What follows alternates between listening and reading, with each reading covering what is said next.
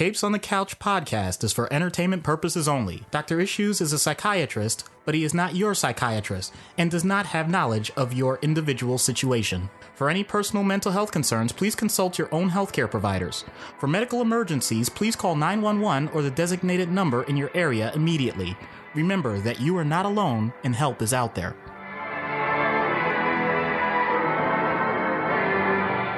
Hello and welcome to Capes on the Couch, where comics get counseling. I'm Anthony Sitko. And I'm Dr. Issues. A little bit of a new intro this week. I figured I'd, let Dr. Issues introduce himself. He is the esteemed Dr. Issues, as I always say, but... Yep, board-certified psychiatrist, still actively practicing, still exhausting himself for random people to really do some positive in the world. And still exhausting himself with this podcast, which we definitely appreciate. This is issue number 26, half a year, theoretically. Plus the couple of missed episodes and the hiatus, etc. But we've been doing this now for literally 6 months now, 6 months worth of episodes. Yeah, it seems like the time really flies by, which we'll definitely appreciate with this particular episode. Yes, I was going to say that's going to tie in very well with one Vandal Savage. But before we get started, as always, you can find our show on the Libsyn network at through our website, capesonthecouch.live. We are distributed on Google Play, iTunes, Stitcher, TuneIn, YouTube, and the iHeartRadio network. So please like and subscribe our show on whatever platform it is that you choose to listen to us on. And if you're listening on iTunes or some of the other platforms and you can leave a positive review, please do so, because it makes us feel nice, and that will also help get this show up through the ratings and rankings, and more people get to listen to it. And the more people that listen to it, hopefully we can continue to affect some positive change in the world, because that is why we're doing the show. You can also subscribe to our show through Patreon. We have a Patreon account, patreon.com/capes on the couch, where you can subscribe at the $1, $3, $5, and $10 levels. $1 gets you a shout out. So again, thank you to all of our subscribers. $3 gets you early access, as well as you can download a monthly blooper reel with all sorts of fun stuff. We just had a couple of fun bloopers right before we started the show. Yeah. If you're a wrestling fan, you'll definitely appreciate some of the bloopers that came out of this one. Oh, yeah. For $5, you get access to a longer, uncensored version of the skit, as well as guarantee that any questions that you have will be answered by us. And if you're $10, you can ask us to do a particular character, like this week. Our president level patron Matt has asked us to cover Vandal Savage, so it just happens to tie in with the DCCW shows. So we will be getting into one of the more immortal and long-lasting DC enemies. And side note, I didn't even know just how long Vandal Savage was a DC character. Yeah. Yeah. He's been around for a very, very long time. But before we get into that, we have some exciting news. Next week, we're going to finally get around to Ra's al Ghul. I swear, we're going to happen. It's going to happen come hell or high water. And then to tie into Halloween, we're going to do the Green Goblin. Ooh, Norman Osborn. Spooky, scary. Woo. And then at some point in the month of November, we are going to be doing our first ever podcast crossover event, which I guess is befitting a comics themed podcast like ourselves. We're going to be teaming up with our friends at Popcorn Psychology. You can check out their show at blogtalkradio.com/popcorn psychology. They are 3 therapists who do something similar to what we do. They analyze the various psychological issues of blockbuster films. So they will look at a film and discuss all of the issues inherent therein, the impact that the events have on the characters. If it's a major popcorn type film, like a superhero movie, they'll talk about, what has happened prior to this event or what will happen in the future for sequels.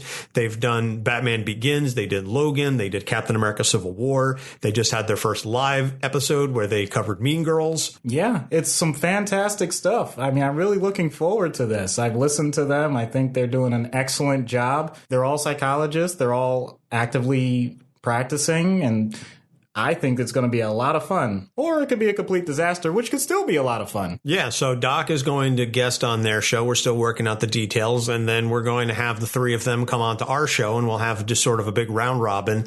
And it's going to be a lot of fun. So we're still working out the details, but please stay tuned. And in the meantime, you can check out their show, Not Safe for Work Audio, because they do not hold themselves back on the profanity. So just giving you a heads up on that. But otherwise, it's a lot of fun to listen to, and they have some very interesting opinions. And given that it's 3 hosts as opposed to just our back and forth with a 3-host show, I think you get much more of a collaborative and wide-ranging discussion because each of them bring different viewpoints. You have an individual, a child, and a family therapist. So each of them necessarily comes from a different background, and they all bring something very, very different and unique to the show. So we're looking forward to collaborating with them. Yep, I just realized that means I'm going to be the one that brings the drugs. Wow. Okay. Yeah, I guess in some manner of speaking, you will be the one that brings the drugs, so to speak. So just remember what Scarface said, don't get high on your own supply. And there's also Biggie. Yeah. I forget which one of the crack commandments that was. Oh, my goodness. By the way, we don't condone the use of illicit drugs, people. Yeah. Just illicit ones. So last thing before we begin the episode, I just want to thank everybody for their very kind words. Last week was Mental Health Day, World Mental Health Day, which we forgot to mention in the episode proper. But I wrote an essay for the site explaining my history with depression, and I likened it to a recurring villain, which I thought was an apt metaphor for a comics-themed podcast like this. And the feedback that I have received since writing that has been amazing, and just I'm so grateful that my words resonated so profoundly with so many people. And just, again, the notion that my words can help shine a light and destigmatize the discussion about mental health. I know that's what we do week in, week out.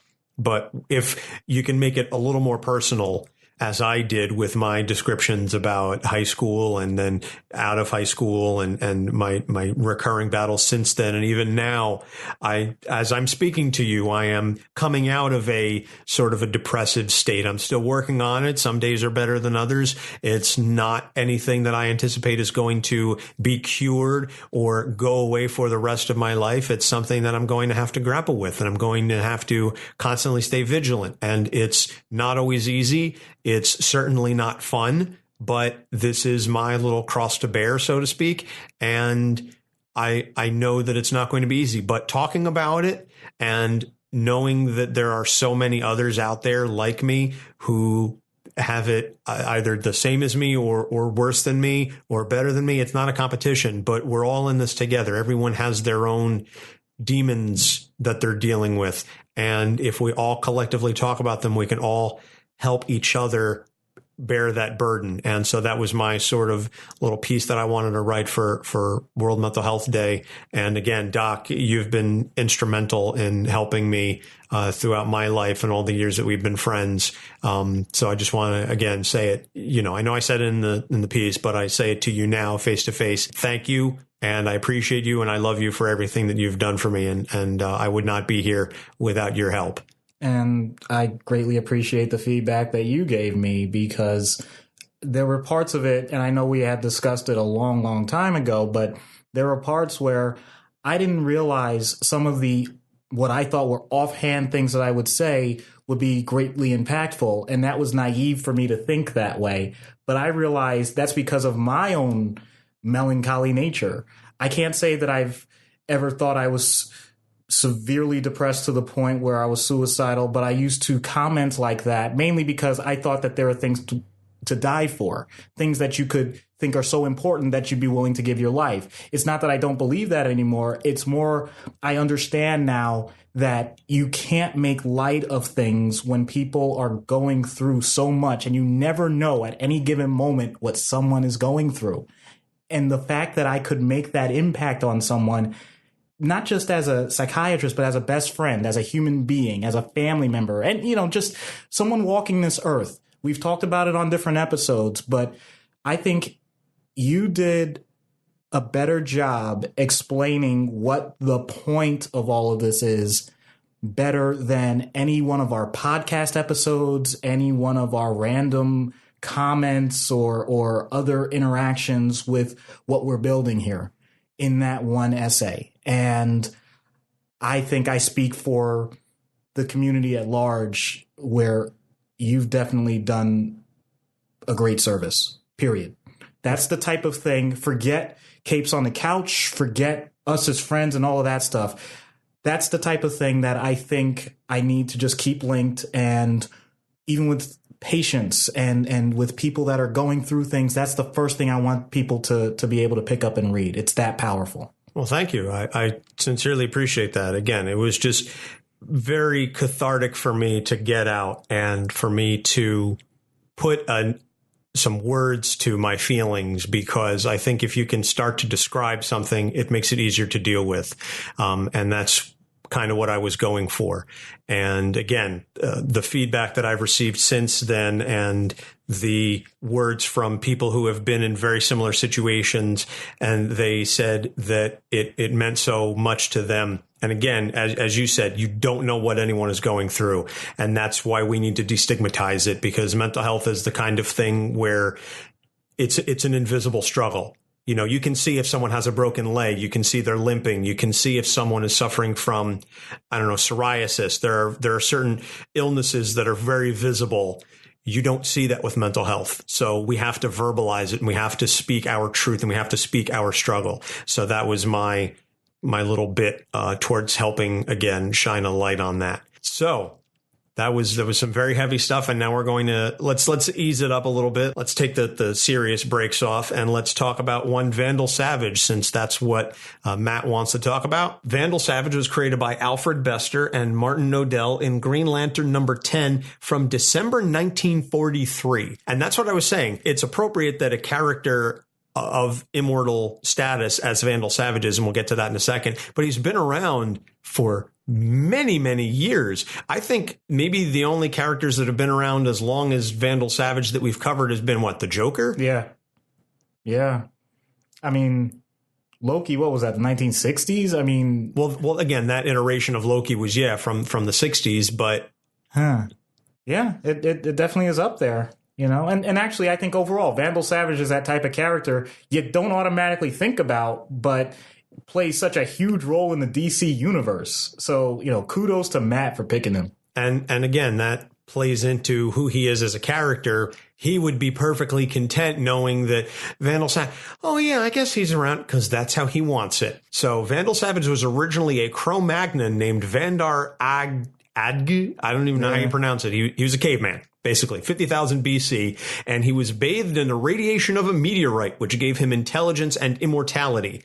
And ever since then, he has claimed to have been several people throughout history, people of great renown and note. Khafre, Cheops, who built the pyramids, Alexander the Great, Julius Caesar, Genghis Khan, Blackbeard, the pirate, Vlad the Impaler, Jack the Ripper. He served as advisor to Erik the Red, William the Conqueror, Napoleon Bonaparte, Otto von Bismarck, Adolf Hitler. This man has either been directly responsible or in proximity to those responsible for some of the greatest wars and greatest breakthroughs in the world's history, because by virtue of his status as an immortal, he's always around, and he will find the people who are the movers and shakers, and he will cozy up to them. Yeah, I'm not going to harp on this too much, but I'm not sure the timelines work and the geographic locations. It's comics. I'll deal with it. I was going to say that tends to be the standard. It's comics. A wizard did it. Yeah, but clearly in this episode, a wizard did it. So he once tried to capture the Justice Society and place them in suspended animation, but he was stopped by the Golden Age and the Silver Age flashes of Jay Garrick and Barry Allen working together. At one point, he formed a villainous group called Tartarus to battle the Teen Titans. That included Gorilla Grodd, Siren, Lady Vic, a few others. Yeah, so let's think about this for a second. If you know anything about any of those characters, you can't really picture them as a team. I don't think that's a great idea. Well, I think that was part of the point of it. And again, I haven't had a chance to fully read all of the comics that are associated with the Tartarus run, but I'm pretty sure that was a major focus of the fact that he was bringing together people that could not cooperate as a team, and it was intentional. At one point, he was captured by authorities and sent to Salvation, which was a hellish planet that was a training ground for parademons of apocalypse. He managed to survive long enough. Interestingly, he survived by convincing a whole slew of female supervillains that were also there. Oh, work with me and we can escape. Meanwhile, his plan was, I'm going to mate with all of them and we're going to breed an army of, super powerful people, and they're going to take control of the planet. Well, all of the women figured out this was his plan, and they turned on him, but he managed to survive and escape back to Earth. But that's who Vandal Savage is. He will take every opportunity to figure out a way to work whatever situation he's in to his advantage. And as we'll get into, he has that ability because he's immortal and he can play the long con, literally. Yeah, I mean, it's no different than somebody trying to mac it at a club, You get rejected by one person, okay, you just move on to the next 1,000. Million. Yeah. You got to think, though, at some point he's hit bottom. He's gone after somebody who's, I'm just imagining it's 2 a.m., it's closing time, and, 1117 AD, and he's looking at some cockeyed wench drunk on mead. Wow. She's some lowly serf's daughter, and he's like, you'll do. Yep, and when she says no, I'm sure he made sure to respect what she was saying, right? Because that's what we really should be promoting. Yeah, I don't think Vandal Savage is all about the Me Too movement. But so during Final Crisis, followers of Cain, as in biblical Cain and Abel, they attacked Savage with the Spear of Destiny. That was the one that was used to pierce Christ's side. And they branded him with the Mark of Cain. So he battles the Spectre, who God told the Spectre, you're not allowed to kill Cain. The Spectre's like, well, I have to fight him, but I can't kill him, I guess. And then he allies with Ra's al Ghul, who we'll talk about next week, to defeat this group that's trying to track down the meteor that made Vandal Savage immortal. Oh, boy. If there's anyone that would be a problem with longevity, it would be Ra's al Ghul working directly with someone like Vandal Savage. I mean, can you imagine the games of chess that they would play? That's one long-ass game of chess. I mean, how do you set the timer? One move every, 200 years? I don't know. Yeah, I got nothing. So in the New 52, the DC reboot, he used a meteorite to kill his Cro-Magnon chieftain in 47,000 BC. He fought alongside the Knights Templar. He met Copernicus and killed him because Copernicus would not help him search for more asteroids. And then he allied with the Nazis to use their technology to fly into a meteorite, except the Nazi had a change of heart and turned it around. And when they landed, Vandal Savage killed him. What is it with him dealing with Nazis? Because that's not just the comic. There's also the Justice League cartoon that did that as well. There's something about Vandal Savage and Nazis. I don't know what that is. Well, I think it's by virtue of the fact that Vandal Savage is a very, very evil man, plus he's immortal, so you would imagine he would ally himself with the Third Reich. And in fact, at one point in the comics, he tries to create the Fourth Reich, which is a new breed of supervillains. So the whole imagery is he's very much tied into. Whatever evil is, Vandal Savage is going to be part of it. Throughout history, throughout all of history. And we saw that he claims to have been Vlad the Impaler. He was Jack the Ripper. He helped Otto von Bismarck. So if you're evil, he's going to help you. And the Nazis, the ultimate evil, it just makes sense from a writing standpoint. So during Rebirth, he gets rescued from a prison by the Secret Society and became their leader. Then throughout this whole big, long turn of events, Superman loses his powers, comes to find out Vandal Savage is responsible for that, and he nearly defeats him. And Vandal Savage is looking to defeat Superman because the meteorite that gave him his power is passing by. I guess it's like a Halley's Comet type deal. And every time it comes by, he becomes super powerful. Except now he's super powerful, and he tries to kill Superman, but he shoots him with the toxic bullet. And long story short, the toxic bullet actually burns away all of the thing that was poisoning Superman and taking away his powers, and Superman gets rejuvenated and defeats Vandal Savage because Superman has to win. I'm going to dive a little bit more into it only because I'm that type of Superman fanboy. So Superman actually had been pretty much poisoned in a way that it was cancerous, and so he was going through this massive chemo through kryptonite radiation. But the kryptonite, since it was still toxic, as with most chemo, it was also slowly, in theory, killing him. But this other toxin from the bullet that Savage shot at him was able to burn that last part away. It was basically the ultimate 3-step chemo process that sometimes we recommend for certain types of cancers, all done in comic book style. So it's one of those situations where life imitates art, except it gave Lord superpowers, I guess, instead of a lot of sickness. Again, it's comics. Doesn't always have to make sense. That's the background on Vandal Savage. So the first issue and the question that Matt really wanted to delve into is Matt said it was stated in some comic, I don't remember which one, but Vandal Savage's assets was more than the world's GDP combined. So Matt's question is, you literally have like all the money in the world. Why conquer? Why fight? Why don't you just sit back and let your money do the work for you? So I guess that's the first question, is if we can imagine Vandal Savage theoretically has the ability to just sit back and be the ultimate puppet master, because as we've seen in the last 10, 15 years in politics, certainly American politics, money is king. Cash rules everything around me. Cream, get the money. Dollar, dollar bill, y'all. Money speaks. And the more you have it, the louder you can talk. Vandal Savage has the ultimate megaphone, the ultimate loudspeaker.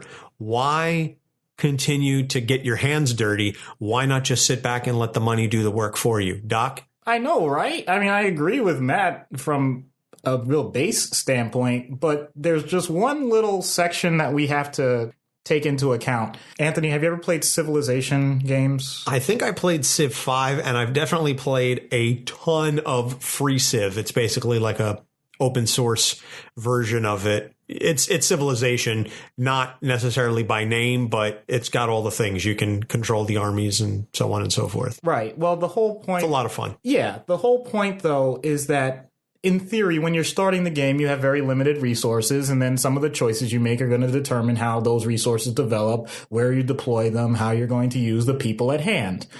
Vandal Savage has a great starting point if he has all the money in the world. That's fantastic. How does he use it? Because even if the money is infinite, the people that he's going to have to use it on and the resources that he's going to need to continue whatever it is that he wants to do at any given time are almost all finite. People die. It doesn't matter if he's able to buy off a president or able to bribe a dictator or whatever. They're going to go away, and he's going to have to do it again for the next person. And that next person may find out, hey, you got all... I'll stick to U.S. currency. You got all the Benjamins. Give me that. It's not a matter of just what he wants. It's what everyone that ever comes in contact with him is going to want. In other words, let's say you just... I know I've used the lottery thing before, but I'll go a different direction. You were completely destitute and you happen to be very athletic, you get drafted in the first round of a major professional sports league, and you just got a guaranteed contract for millions. Anybody that's listened to any former athlete, what is the first thing that happens when they sign those papers? Oh, the money goes away. Why? Because they spend it on frivolous stuff. That's true. Hookers and blow. Okay. The point is interactions with unimportant things or leeches. All of a sudden, the cousins that you didn't even know you had come out of the woodwork. People saying, I have a business that I want you to invest in. How did MC Hammer go bankrupt? Oh, man. But yeah, that fits. All of that. Now, Vandal Savage doesn't have an interest in those things. That's not what I'm saying. What I'm saying is he has to actually take the energy to deal with all of those things. Because even if he can just squash everything, he's going to have to keep doing it. Because last time I checked, we're still reproducing. We're still coming around, and we're still going to have our goals, wants, needs, envies, and all the other things that are going to make his life, however long it is, as long as other people are around, it's going to be a living hell if he doesn't deal with it properly. So he can sit and the money itself can grow. That's fine. He still has to stroke egos. He still has to bash down the people that are going to be fighting against him. He's going to have to keep all of that in mind. And heaven forbid he has other ones. You know, we already established that he loves the ladies. I don't think they're just going to sit back and say, oh, yeah, you keep all that money. Don't involve me. He has daughters. He has children. As a matter of fact, I think in one of the iterations, he's the father of Beowulf. I swear to God. Somebody look that up, which also says a lot, once again, about his tastes. Yeah, if he's if he's stripping Grendel's mother, oh boy. Okay, so anyway, the point being, to answer Matt's question, yeah, in theory, the money part isn't the issue. It's everything that goes with the money that he still has to manage, and he's going to have to manage it for generation after generation with all the other people that aren't going to know exactly how he deals with it. That's the problem. It's not like he's keeping around people that say, oh, yeah, I know Vandal Savage. He always handles things this way or that way or whatever. No, it's going to be like, I want my shot. What makes you so special? What makes you so important? So he's going to have from Brooklyn. So he's going to have to keep dealing with that. It's an annoyance to him, I'm sure. But at the same time, I can picture someone like Vandal Savage basically saying, all right, I guess this is just the updated game this year. I'm playing Civ 2022 instead of Civ 2021.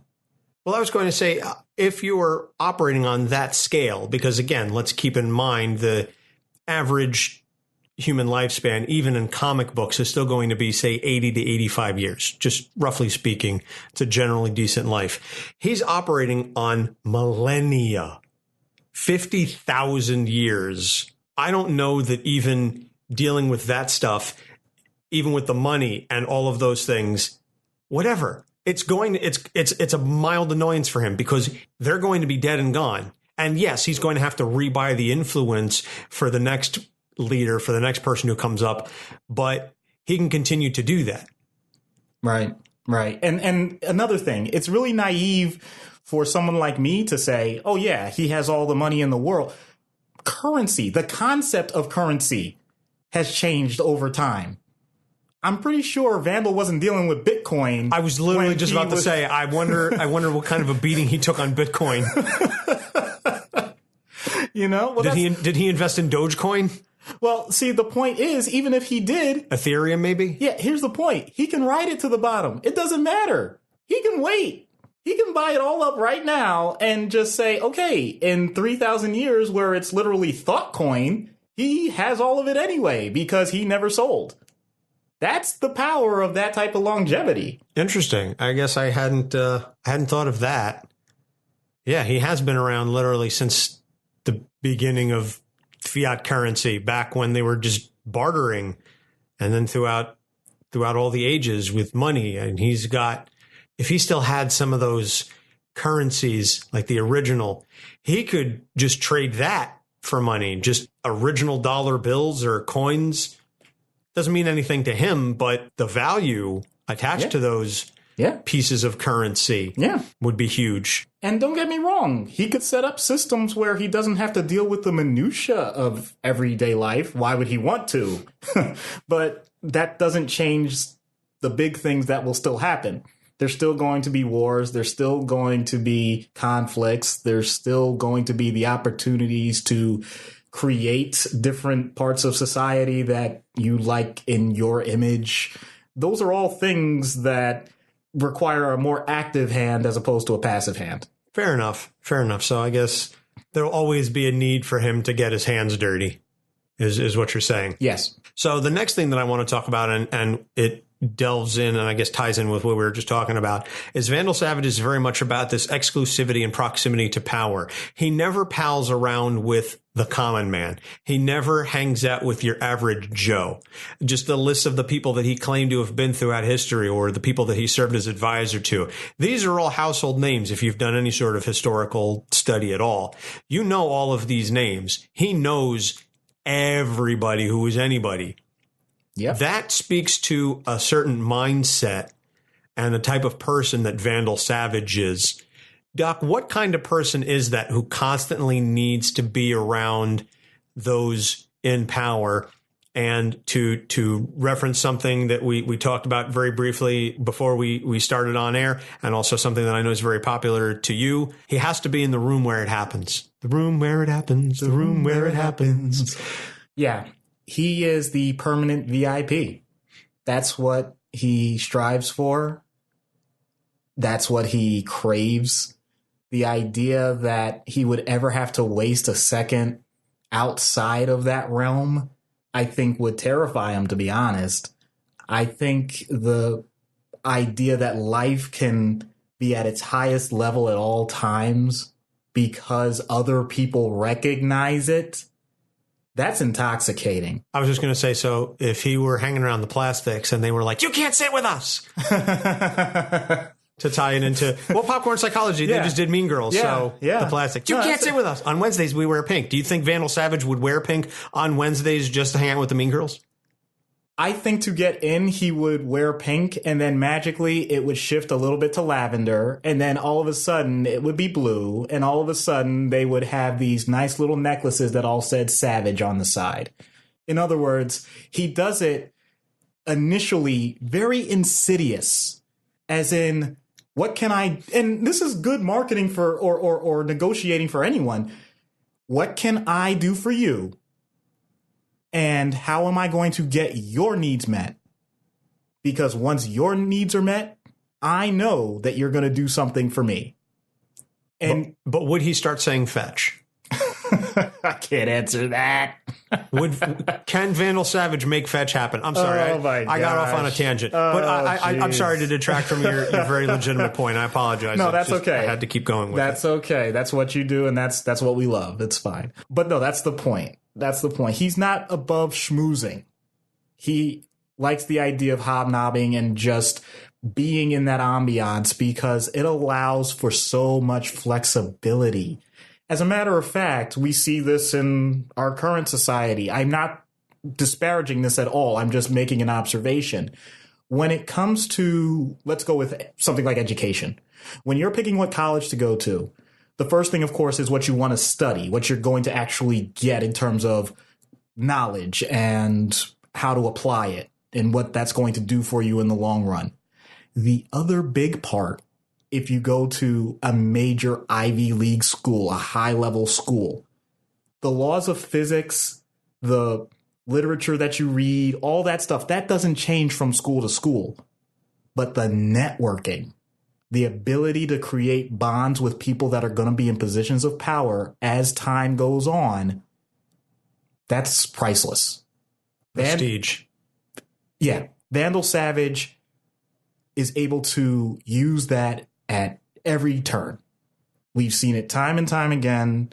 Obviously, they give the historical examples, but even amongst the villain examples, when you mention the name Vandal Savage, you get people that sometimes will kind of roll their eyes, but also say, yeah, but we really should be listening to this guy because if we don't, we're going to be on the outside looking in. It creates an incentive for the people that are not in the room to figure out, well, how do I get in the room? And since he sets the rules, it becomes a situation where he, once again, gets to manipulate everything. All right. It's a very exclusive club. But if you want in, if you do exactly what we say at the times we say it and everything else, then I'll get what I want. I mean, you'll be in the club. That's the way he operates. It's a fascinating way to work. Yeah, I guess. And if you have that kind of panache and that kind of pull in your circle, you can get that done. And he's been able to buy that with money and with his existing proximity to power. And he can always use that as currency, bringing that back. He can use that prestige in his past history of saying, hey, I helped this one. I helped this one. They'll vouch for me. And that's how he constantly stays in the in circle. I wonder, how do you even put together that type of resume? I don't think there's enough paper in the world to cover that resume. Yeah, I mean, thank goodness for the internet. Then again, even that type of online PDF, it's still loading as we speak. Before we get into, I guess, the treatment, there's a question I have related to this that just occurred to me. What would happen if there were a situation, if there were a group of powerful individuals who refused to admit Vandal Savage, or that deemed him either he was uncouth, or they didn't like his style, or that they had more lofty needs or desires and that his vision wasn't going to mesh with them? Now you've got this proximity to power, but they're excluding Vandal Savage. How would he take that? Well, first of all, I'd like to petition DC Comics for an advancement in pay for the storyline that we'll create around that. Second of all, to really answer the question, I think we would see more aggression than we had ever seen before. I think it would be an emotional powder keg for him. We might see significant depression, actually, because you don't do that to Vandal Savage. How dare you do that to Because Vandal I'm just Savage? thinking Vandal Savage would, if he wants power, why doesn't he try to join the Justice League? You've got the greatest collection of heroes in their universe, the most powerful individuals, Superman and Wonder Woman and Green Lantern, Martian Manhunter, Batman with all of his money and mental prowess and so on and so forth. This is the greatest collection of power the world has ever known. Why does Vandal Savage not want to join the Justice League? If he's that intent on establishing himself as a go-to guy for power, why doesn't he try to join the Justice League? Because it's not on his terms. There's a difference between saying you want to join people for a greater cause and saying you want to join people for my cause. Vandal Savage is not above that. He's willing to he's willing to toe the line. He'll be a subordinate in a powerful group if it still advances his agenda. Once things start to shift and it's clearly not going to forward his agenda, it seems to magically fall apart for a lot of these organizations that he's involved in. And yet, although he's defeated, what's the other thing that's on his side so he doesn't have to worry so much about it? Time. Exactly. He can brush it off. There's always next season if we're going to use a sports analogy. So there's always next century. Yeah, he doesn't have nearly as much skin in the game for a one-time deal. It's irrelevant. He can make deal after deal after deal, and whatever sticks works. Throw everything at the wall. Whatever sticks, great. But why, to bring it back to your point, then why not include the Justice League in that? Why not include a lot of the hero leagues as an opportunity?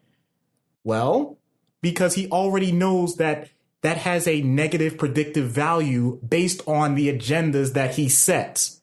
He already knows they're going to reject what he wants to do. So why would he bash his head against the wall over and over and over again, expecting some sort of miracle that, oh yeah, we changed our mind. It's okay. If you want to commit genocide, that's cool. Or if you want, or if you want to make sure that we, remove everybody from power and give more to you, yeah, that's great. He knows that's not going to happen. So don't waste the effort. Okay. That makes sense. All right. And that ties into, I guess, the last issue that I wanted to address, which is he's got all the patience in the world because of his immortality. Yet it has to be frustrating for someone to see such incremental change on his timeline. For us, again, going back to the human lifetime, just there are people who have been around since before there were automobiles, or, just at the dawn of automobiles. The world has gone through so much change since they can conceive of it. Yet for Vandal Savage, it's like blinking. What does that do to your psyche to have these goals and these plans, but have to see them play out in his mind at such a slow pace? And I'll equate it to a character like Quicksilver, who is generally portrayed as kind of rude and boorish, because for Quicksilver, who operates on a level so fast, us speaking and having this conversation is so incredibly mind-numbingly slow for him that it irritates him on a second-to-second basis. That same mindset, I think, would apply to Vandal Savage. It's not exactly the same, but it's protracted out over such an extended time period that he must get frustrated over what he perceives as a lack of progress. I'm going to do one of my favorite quirks when describing someone in this circumstance. I'm already doing it. I'm from the slow speakers of America. And as a slow speaker of don't turn the podcast off. I swear. Don't. I was giving that as an example. You knew what I was about to say. I was going to continue the phrase slow speakers of America because I already did it once. So first of all, he has to deal not just with iterations and improvements or changes over time. He has to deal with sometimes people going down the exact same road that they've gone down before. He knows how it's going to play out. And no matter what he says or whatever advice he might be able to give or point out, hey, I have direct experience in this, they're going to do it anyway. And then when they do it, after they do it, he has to point out, like, why'd you waste your time? Why'd you waste my time? So when you talk about the frustration, it's not just whether or not it gets acted out. How many times have we heard the saying, if you don't know history, you're doomed to repeat it? We're all lemmings on, in the long scale of things because we only have one life. And that life is usually less than a century. So for a man that's gone through 400 centuries, I'm sorry. That's the type of thing where we look like absolute buffoons. So I wouldn't even call it arrogance. I think it's just obvious experience. If you see people doing the same thing over and over again and acting like, lower base life forms, what kind of respect are you going to have for them? You're going to think, this is ridiculous. These are vermin. What am I going to do to corral them? Which also may play to why he does what he does in terms of trying to maintain power. Because he's trying to herd what he sees as a bunch of cats that are just like going all willy-nilly, not really having a purpose. Whatever his goals usually are going to be centuries or millennia long. And unfortunately, that also means he can't relate to anything that anybody would want to do in a short time period. So you lose that type of connection. Aside from the base factor, as we already established, people like sex, people like feeling good in general. Okay, he can relate to that still. But even then, let's be honest. Everybody loves the idea of a certain type of party. You could think of something that you've really enjoyed in your life. If you did that same thing every day for the next, let's say, the next year. Let's say you have a favorite restaurant, you have a favorite meal, and I know I'm going to get some feedback about this saying, hey, I would love it anyway. But be honest with yourself. Even if you love filet mignon, if you ate filet mignon for every meal for the next 365 days, you're going to be pretty darn tired of it. As a matter of fact, you might start feeling sick about it. You might actually have an adverse reaction to it. So for someone like him, does that mean it's every day? Of course not. But we're still talking way more than any human being was really designed to experience. So he could probably get sick of a lot of things over time. Very, very true. So let's move into the treatment now, and beginning as we always do with the in-universe treatment. I don't even know where you'd begin, Doc. Okay. Thank goodness for in-universe. Anybody familiar with the speed treadmill? Yes. Okay. So I would have a couple of my peeps, any of the Flashes or Superman, just get on that thing and I try and go back. Way back. Back into time. Thank you. See, this is why this is my guy here. He gets these references. The point is, I'd like to go back as far as I could and find a Vandal Savage that's malleable, that still has a lot more experiences to have in life. Because anything beyond that, he's going to be kind of a stone wall. He's seen it all, done it all.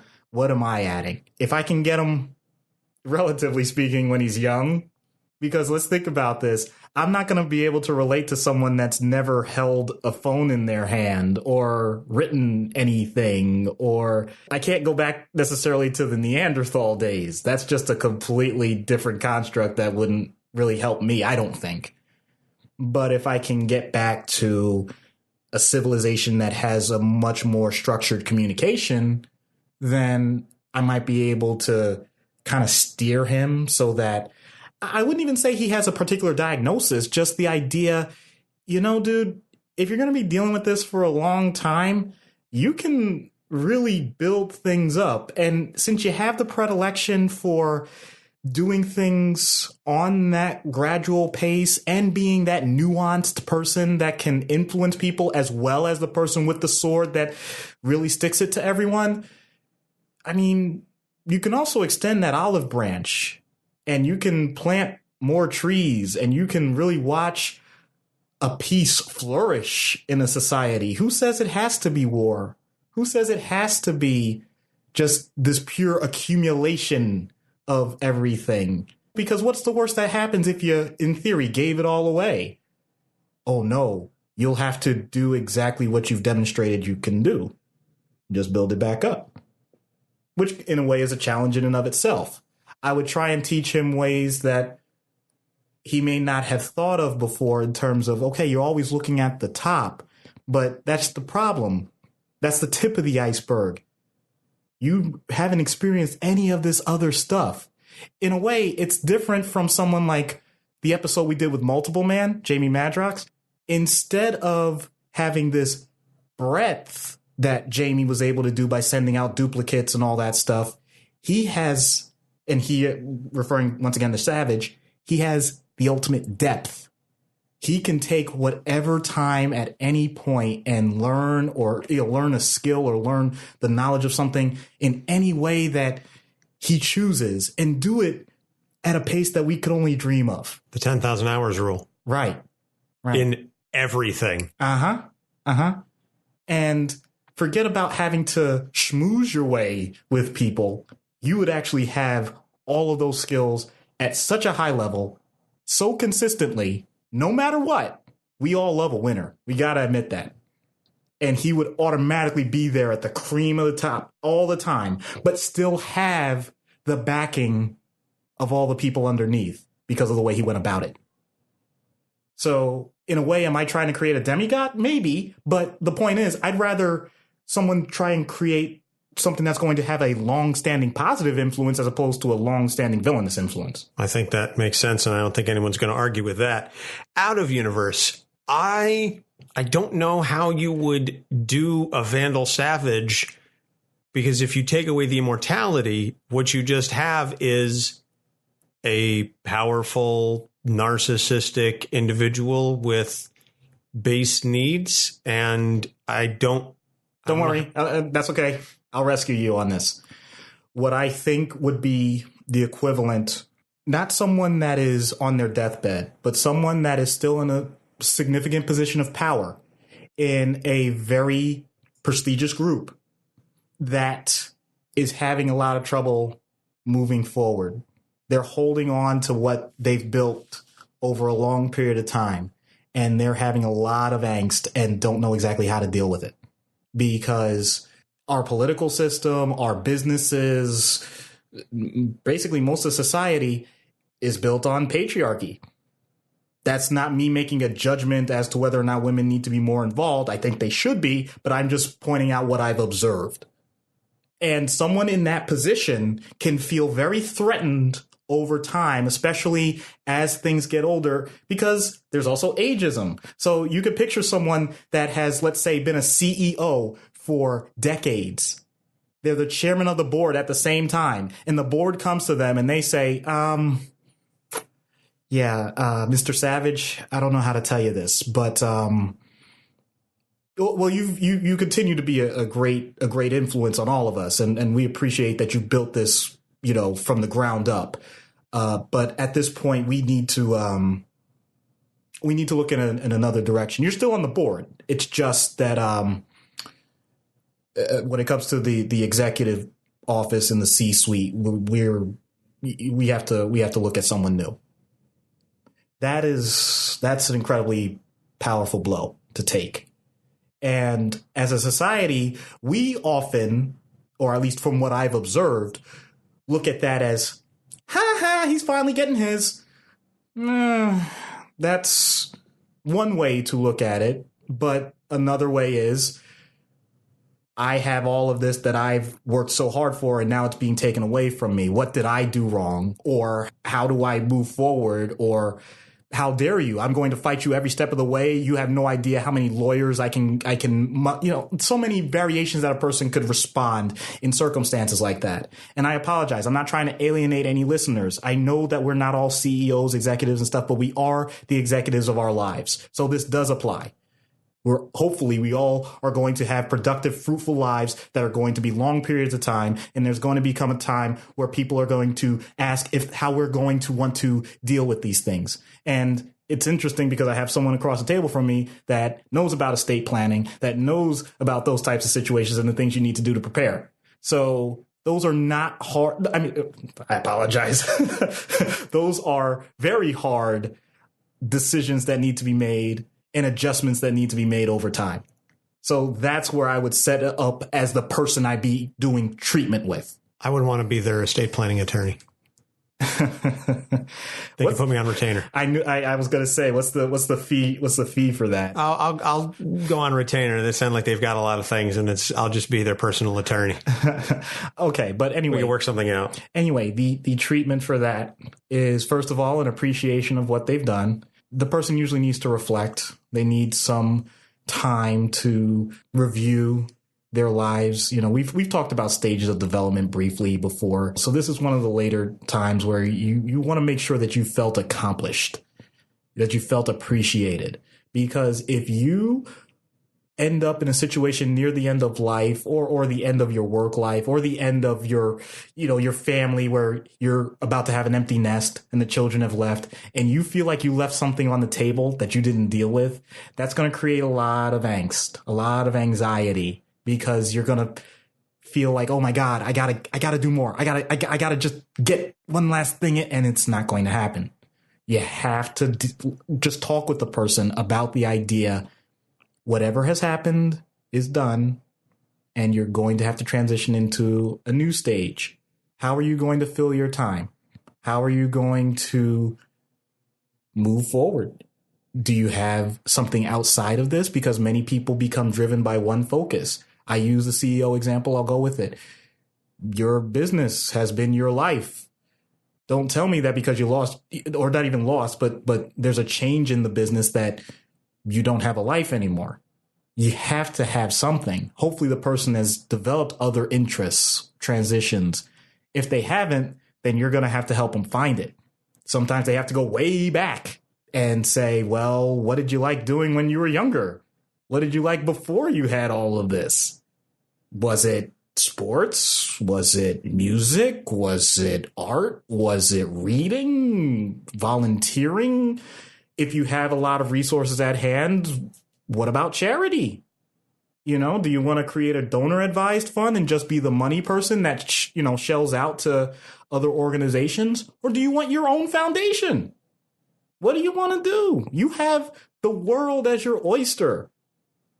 Take advantage of it, because you just had a huge weight lifted off your shoulders. You have to reframe it because they feel like they've had something ripped away from them. Like, no. That's a lot of extra stress, and it just got lifted off. So don't worry about that. Just take your time. Use what you have. It's okay. And there are going to be bumps here and there. And, if we're talking about something like retirement, maybe the person doesn't want to retire at all. But if they do, okay. It doesn't have to be all at once. You could do like a semi-retirement, then transition. There are so many variations that people can do. And nowadays, it's even easier to find other ways to fill your hobbies. To take someone like Vandal Savage, as much as he's experienced, as much as he's learned and all that stuff, can you actually imagine him like in a sewing circle? No. No? You don't think he'd be knitting or crocheting anything? No. No? Definitely not. I was going to say he could spend his time just surfing the internet. And just looking up, he could learn every meme there ever is. He could spend the next umpteen years just watching every single cat gif or, World Star video. World Star. Oh, or my goodness. I don't know. He could spend the rest of his life just commenting on Something Awful forums or FARC or Reddit. He could be a moderator of every subreddit ever. At some point. I don't know. That is absolutely amazing. Here I am talking about people trying to make huge transitions in the world and everything else. And you point out that in theory, the internet can take up all of their time, as if somebody sitting doing this podcast has actually pointed out that they have a busy internet schedule. Yes.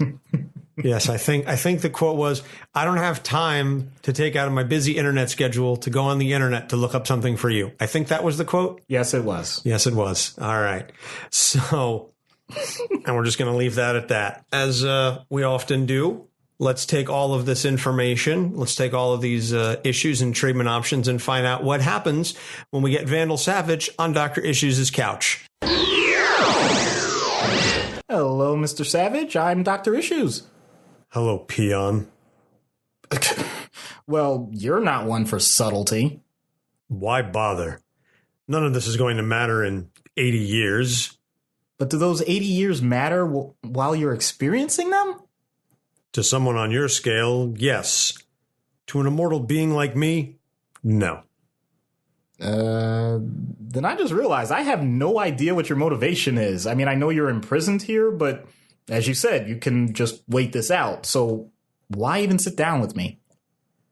I've been in this situation so many times, and there are always one or two things that are different. So consider me curious to see what you bring to the table. Fair enough. But that would imply that you're going to remember such minor differences over the ages. Is it really worth it to spend time with a peon like me? Consider it entertainment. I have to amuse myself somehow.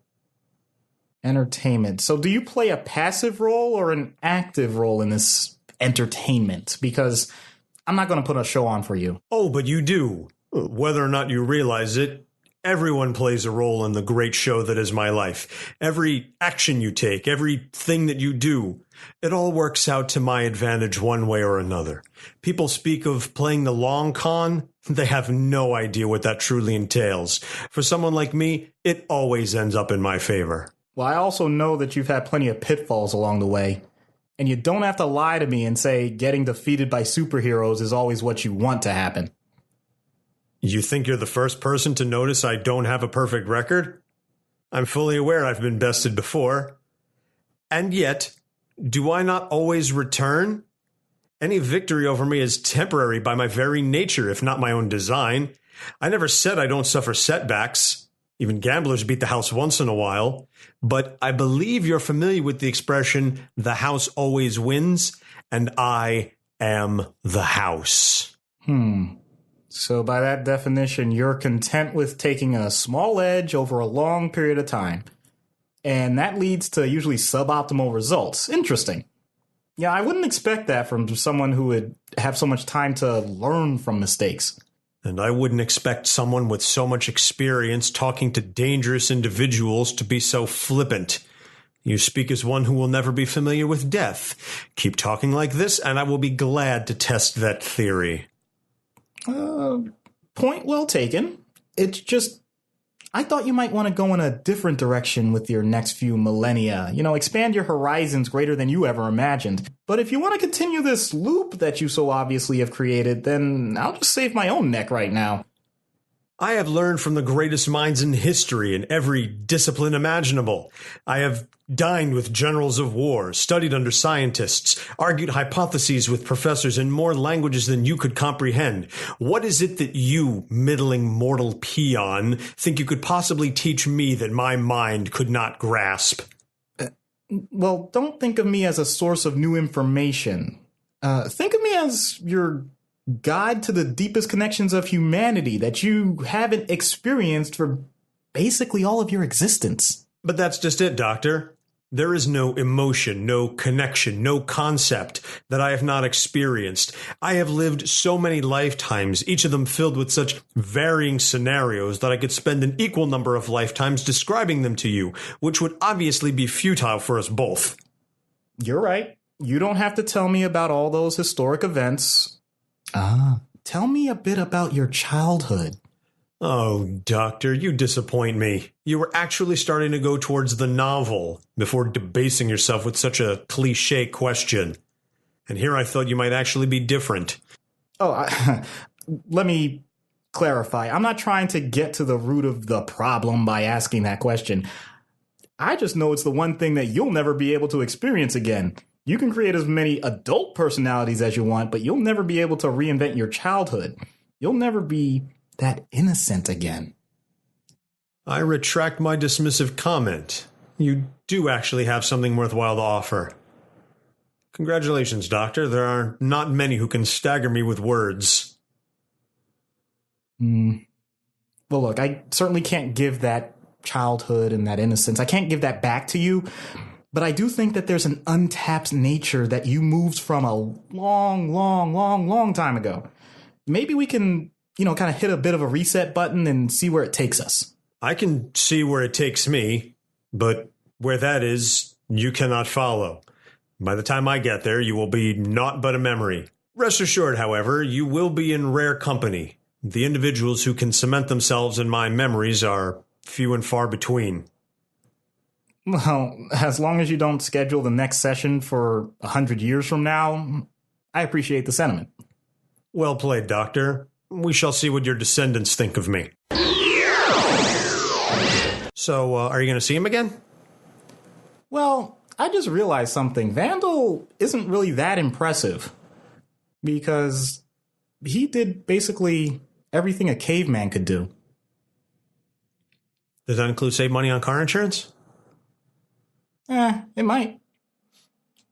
I also noticed that you waited until after you left the room to say that. You didn't say that to his face. Well, I'm not that stupid. Fair point. Well played. Well played, sir. So that's going to about wrap it up. So next week, we will go from one immortal being to another effectively immortal being, Ra's al Ghul, who... We want to talk about patience, who's waited now. This is the third time we've tried to do this episode. And we're finally going to get around to it. And it's going to happen, as I say, come hell or high water. We are going to do Ra's al Ghul. And then the following week, to tie in to our to Halloween, we're going to be covering the Green Goblin, Norman Osborn. And I can tell you my daughter's reaction was, "Aw, why?" Because she loves Spider-Man. Oh, okay. I was going to say, she knows the Green Goblin? She knows Norman Osborn? She specifically said, "You're doing Norman Osborn." To everyone that doesn't know exactly, my daughter is young. She's 6 years old. So I swear to you, I am not forcing this on her. She's watching TV and that sort of thing. Oh, great. Now I sound like a terrible parent.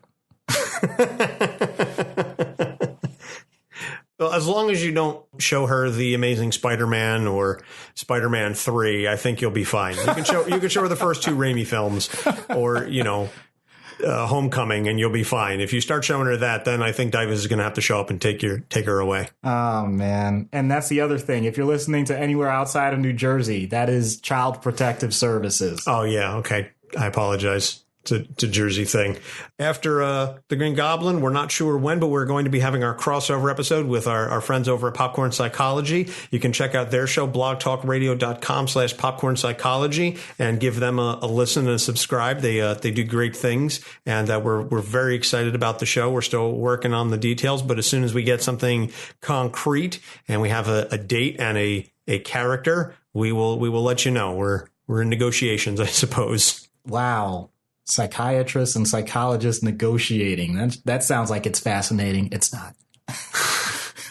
Maybe, it could be, I suppose. No, it's a fun conversation, really. It really isn't that complicated. So as always, you can find our show on our website, capesonthecouch.live. You can listen to us through the Libsyn Network, through Google Play, iTunes, Stitcher, TuneIn, YouTube, and the iHeartRadio Network. We're also waiting for approval on Spotify. Hopefully that will be coming soon. We will announce that, and then you can listen to us on Spotify, which I just signed up for. I know I finally just joined the 21st century. It's a little strange, but because I like to own my music, I don't like to lease it. So, and that's kind of what you're doing on Spotify. You're renting it, but there's too much stuff on Spotify that I can't really get anywhere else, where I want to try it before I buy it. In any event, Spotify will hopefully be where it's at soon, and we'll let you know when that happens. And if you listen to us on a platform that allows you to like and subscribe, please like and subscribe and leave a positive review so that more people will listen to our show.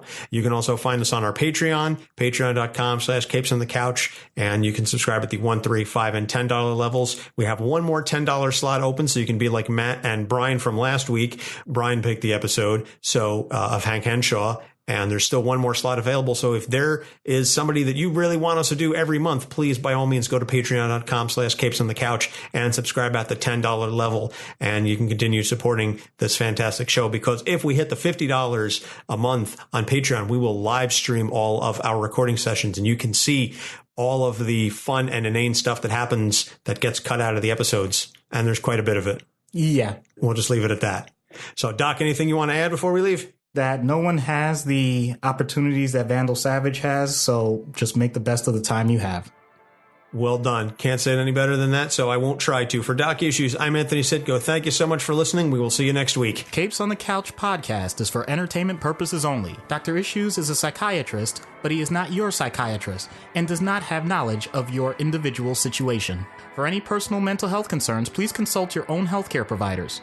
For medical emergencies, please call 911 or the designated number in your area immediately. Remember that you are not alone and help is out there.